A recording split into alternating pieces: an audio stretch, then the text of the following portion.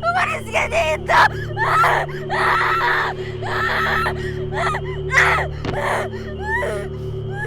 Huwag ka na lumapit, umalis ka na! Di ba makaawa ko sa'yo, umalis ka na! Umalis ka na! Umalis ka na! Umalis ka na!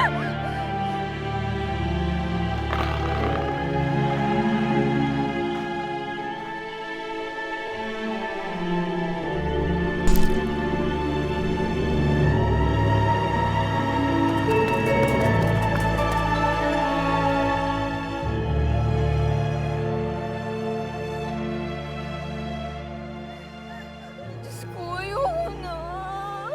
Ayoko na. Paalisin niyo na ako dito.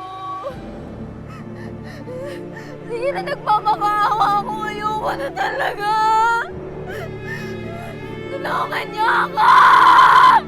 Parang awa niyo na, tama na! Tulungan niyo ako! Tulong! Tulong!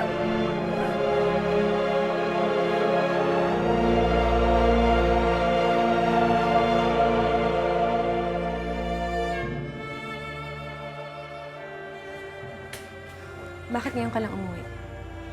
Alam mo bang kanina pa ako nag-aalala sa kakahintay sa'yo? Blanca, ito ba ang tamang oras ng pag-uwi? Buti nga umuwi pa eh. Anong sinabi mo? Huwag mo nga akong sinasagot ng ganyan, Blanca. Nanay mo ko, kaya normal sa akin na mag-alala ng ganito. Wala akong ibang iniisip kundi ang kabutihan yung dalawa. Anak, nakalimutan mo ba yung nangyari sa atin nila Luna noon? Nung nagkahiwa-hiwalay tayo? Hindi na ako papayag na mangyari ulit yon. Kaya ganito na lang pagprotekta ko sa inyong dalawa. Nay, hanggang ngayon ba naman, ito pa rin yung issue mo? Hindi ka ba nagsasawa? Kasi ako sukang-suka na. At isa pa, matanda na ako. Kaya uuwi ako kung kailan ko gusto. Blanca, ano ba nangyayari sa'yo? Bakit ka nagkakaganyan? E di hayaan mo kung gawin ko anong gusto ko. Huwag kang pakialamera. Wala kang galang ah.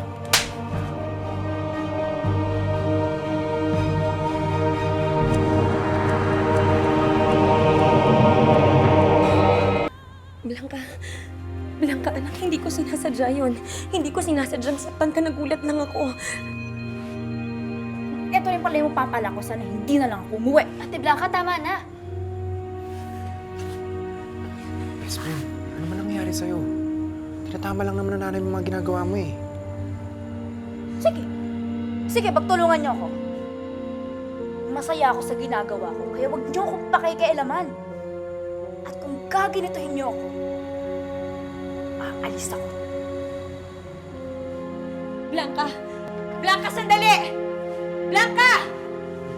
Aling Rowena, pasensya na po kayo kung ginabi kami ng uwi, ha? Huwag po kayo mag-alala. Kakausapin ko po si Blanca. Ako na pumahala sa kanya.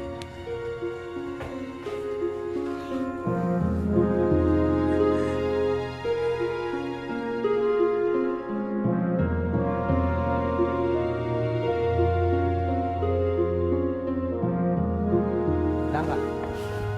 Blanca, sandali lang. Hindi.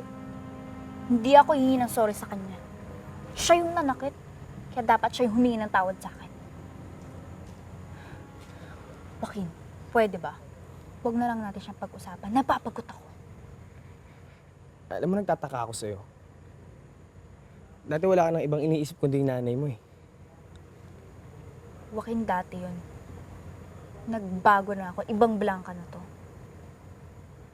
Kung sagutin mo siya, ganun-ganun na lang. Dumating ka pa sa punto nagtatrabaho ka sa akin ng libre para lang mapagamot siya. Bakit wala ka masabi?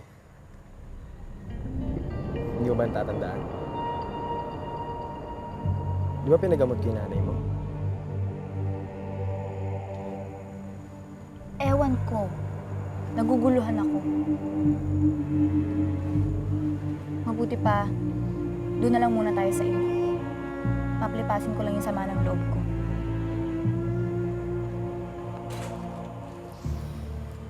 Sige.